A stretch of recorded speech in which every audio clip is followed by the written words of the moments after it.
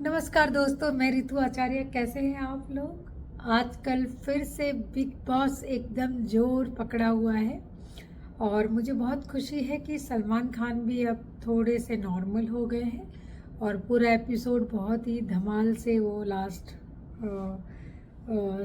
Friday और Saturday का किया है। अब बिग बॉस में जो सलमान खान का एपिसोड होगा वो फ्राइडे और सैटरडे को होगा, ना कि संडे और सैटरडे को। ये तो खैर आप लोग को पता चले ही होगा क्योंकि बिग बॉस देखने वाले की भी मेजोरिटी बहुत ज़्यादा है। आजकल सबसे कमाल क्या चल रहा है बिग बॉस में? सबसे कमाल चल रहा है आजकल बिग बॉस में रजत का वन लाइनर। मतलब ये बंदा समझ ही नहीं सकता है कोई इसको कि ये किस तरह से क्या कर रहा है, क्या बोल रहा है, और खुद ही बनाता है, खुद ही बोलता है। क्योंकि अब तक जो उसका दिखा था वो एक एंग्री यंग मैन वाला दिखा था और करण से मुझे बहुत सारी उम्मीद थी, पर पता नहीं क्यों वो क्या कर रहा है ना, थोड़ी सी मैं कंफ्यूज हो गई हूँ कि वो क्या कर रहा है।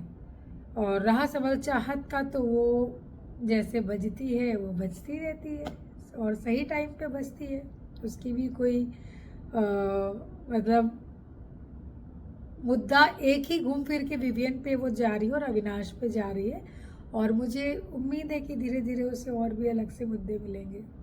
इस बार शो पे रवि किशन जी भी आए और रवि किशन जी ने भी बहुत सारा धमाल मचाया। जिंदगी झंडबा फिर भी घमंडबा। और ये सही है कि उनका ये जो डायलॉग था वो बिग बॉस के घर पे ही उन्होंने बनाया था और वो आज तक इतने सालों तक, लगभग 17-18 साल तक से चल रहा है ये वाला डायलॉग, जिंदगी झंडबा फिर भी घमंडबा। उन्होंने भी अपने हिसाब से अच्छा खासा रोस्ट किया घर वालों को। अब जो हमारे हीरो हैं, जो कलर्स के लाडले हैं, जो बिग बॉस के लाडले हैं, विवियन। विवियन जैसा कि आप सब जानते हैं कि गॉड ऑफ फादर हैं, लेकिन बहुत सारे लोग उनकी इसमें काम नहीं करना है, हम ये नहीं करेंगे। उनको काफ़ी परेशानी का सामना उठाना पड़ रहा है। लेकिन अब जिन जिन लोगों ने ये किया है वो लोग अब नॉमिनेट हो जाएंगे, क्योंकि वो सारे पावर्स सिर्फ और सिर्फ विवियन डिसेना के हाथ में है कि वो सीधा सीधा नॉमिनेट कर सकता है, वो भी 1 2 3 नहीं 8 लोगों को। तो it's like a lottery. Avinash थोड़ा सा कंफ्यूज जा रहा है। पहले वो जो खेल रहा था तो वो समझ जा रहा था कि भले वो कॉपी कर रहा है, कुछ भी कर रहा है, लेकिन वो अपना कर रहा है, उसकी इंडिविजुअलिटी दिखती थी। अब वो कहीं ना कहीं विवियन को सपोर्ट करने में वो खुद को थोड़ा सा वीक पा रहा है और इसने ये बात की भी।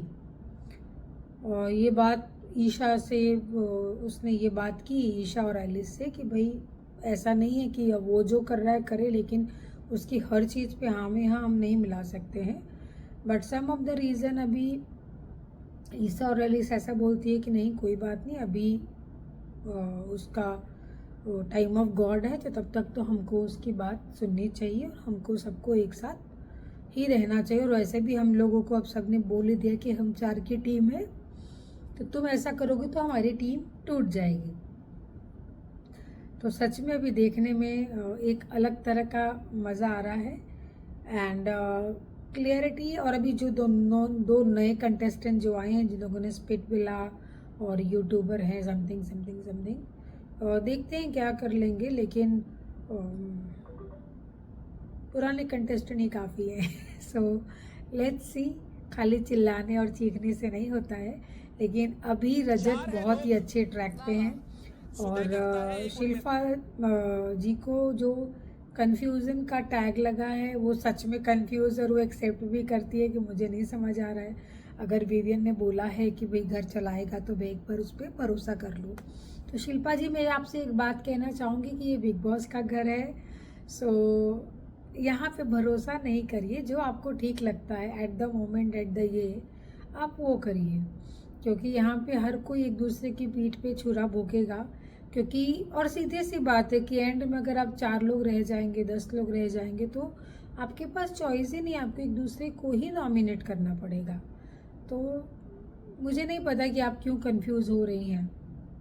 और एटलीस्ट आप ये तो बोले कि हाँ जो भी मैंने डिसीज़न लिया बायसनेस होके लिया, तो आप वो भी नहीं कर रहे हैं, तो आप एक्चुअली कंफ्यूज कर रहे हैं।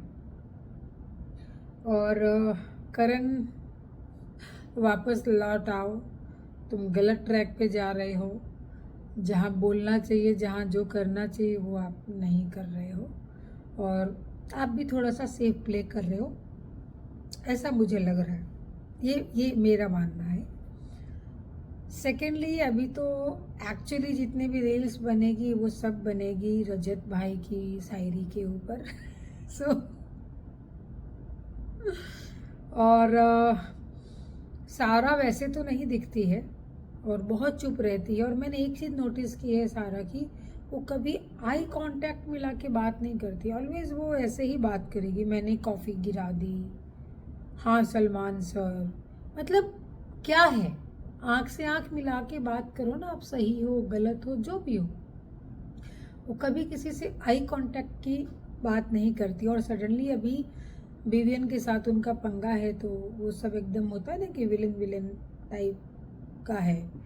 और उनके जो हस्बैंड हैं वो भी कभी इधर कभी उधर, सच पूछो तो उनका भी कुछ समझना में नहीं आता है कि वो करना क्या चाह रहे हैं, किस टीम में है या इंडिविजुअल खेल रहे हैं, वो नहीं समझ में आ रहा है। चुम भी दिखाई कम देती है, लेकिन जितना भी वो दिखती है शी इज़ वेरी सेंसिबल। किसी भी फालतू बातों पे उसको कोई लेना देना नहीं है, और जहाँ तक उसको लगता है कि यहाँ पे आवाज़ उठाना है तो बिल्कुल बिंदास वो आवाज़ उठाती है। और अगर उसको घर पे कोई काम दिया गया है तो वो काम को बहुत शिद्दत से एज ए ड्यूटी लेके करती है, और वो किसी को भी फालतू इंटरटेन नहीं करती है। अब मैं बात करना चाहूँगी हमारे साउथ की हीरोइन। वो अब थोड़ी सी चुप हो गई है, शांत हो गई है जेल से निकलने के बाद में। जेल के अंदर तक तो बहुत ज़्यादा उसका चंचे पे पे पे पे चला, और उसने छुप के अविनाश को कॉफ़ी भी दी जो कि सबसे अगेंस्ट थी, उनकी वजह से ही कॉफ़ी भी चली गई।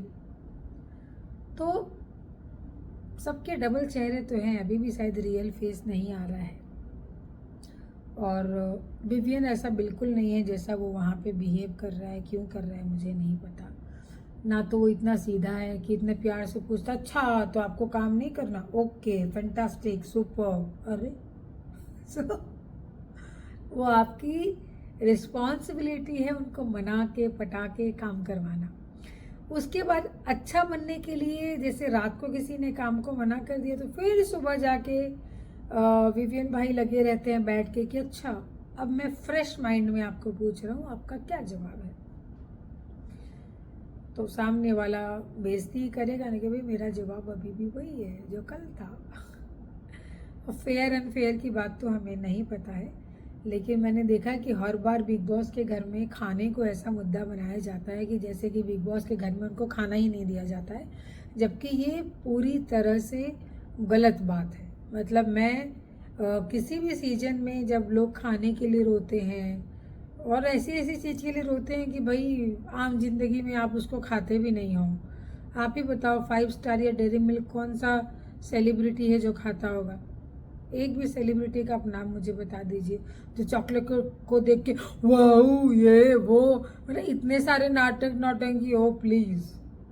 सो मतलब हम और आप भी नहीं खाते हैं यार चॉकलेट, मतलब ठीक है बच्चे मतलब, और एकदम से जाके, और आप जिस लेवल पे हैं, आप इतने डाइट कॉन्शियस लोग हैं, बिकॉज मेजोरिटी उसके अंदर में एक्टर हैं, और एक्टर्स को करना पड़ता है for their skin their fitness, वो उनकी नेसेसिटी है। तो वो इस तरह की छोटी छोटी चीज़ों पे लेके जो लड़ना झगड़ना, मतलब पता नहीं, वो थोड़ा सा मुझे नाटक नौटंकी लगता है जो कि हर साल में लगता है। और बस इतना ही।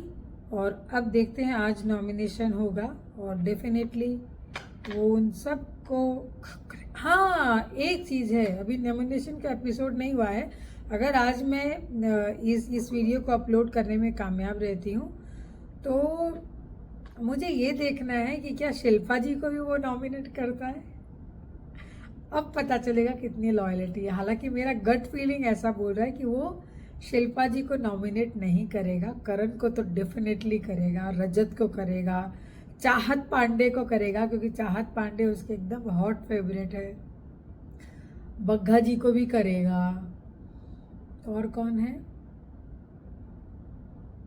चुम को भी शायद नहीं करेगा वो, मुझे ऐसा लग रहा है कि वो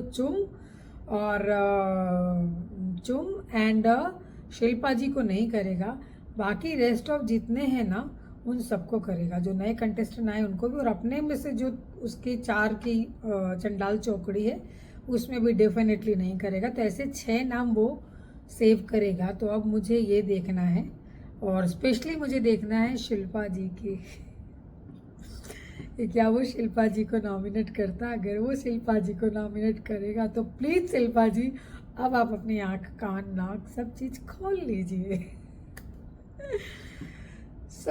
नमस्कार, मैं रितु आचार्य। अभी तक आपने, मुझे पता है, मेरे चैनल को सब्सक्राइब नहीं किया है, प्लीज़ जल्दी से जाके सब्सक्राइब कीजिए, और हाँ, कमेंट करना ना भूलें, और बेल आइकन का बटन दबाना तो बिल्कुल ही ना भूलें।